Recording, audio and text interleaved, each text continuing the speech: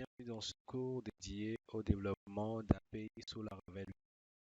Si vous n'êtes pas familiarisé avec Laravel, je vous conseille de débuter avec les bases.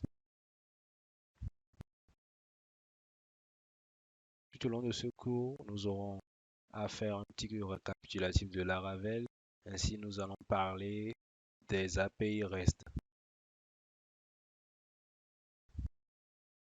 Vous aurez besoin d'être connecté à Internet pour télécharger les outils dont nous aurons besoin, ainsi que d'être patient au cas où vous auriez des erreurs pour pouvoir avancer.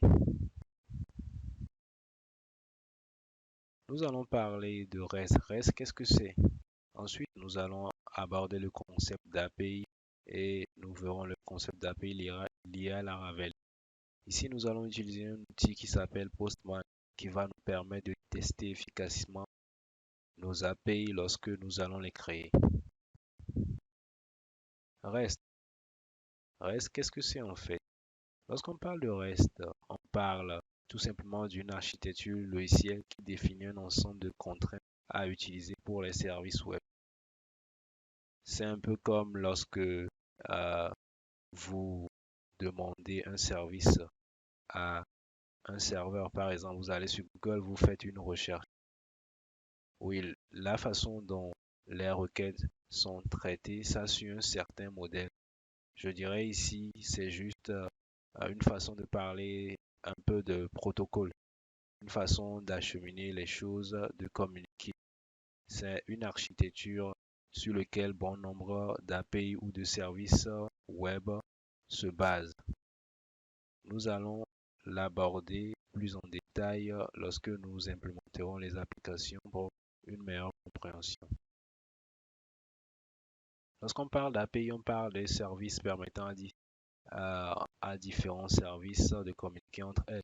Ou tout simplement, on peut dire que c'est une entité informatique qui cherche à interagir avec sur un système tierce et que cette interaction se fait de façon normalisée en respectant les contraintes d'accès définies par le système tierce.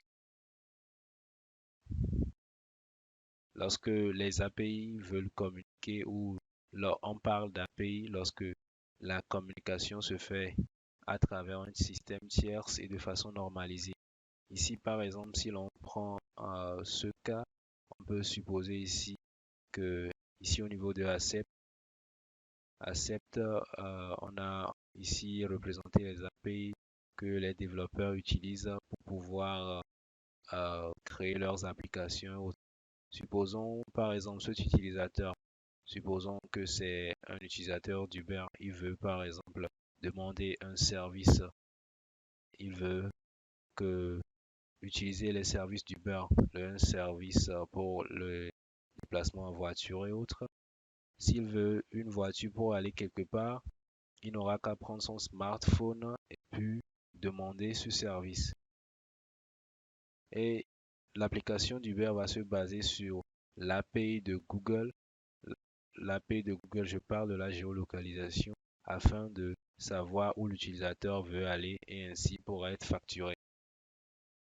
De façon très simple, au lieu que ceux d'Uber aient encore implémenté à concevoir depuis le début la géolocalisation et autres, ils n'auront jusqu'à utiliser celui de Google et puis le tour est joué. Bref, grâce aux API, vous allez faire plein de choses et ce de façon très simple. Les API sont indépendants du langage. Par exemple, vous pouvez faire une application web en PHP qui communique avec une application en Dart ou en Java, de même que ce soit une application qui fonctionne avec Python, elle peut communiquer avec une application PHP, C# et autres. Bref, c'est quelque chose de très simple et de normalisé. Dans la prochaine session, nous allons voir plus en détail ces notions au niveau de Laravel.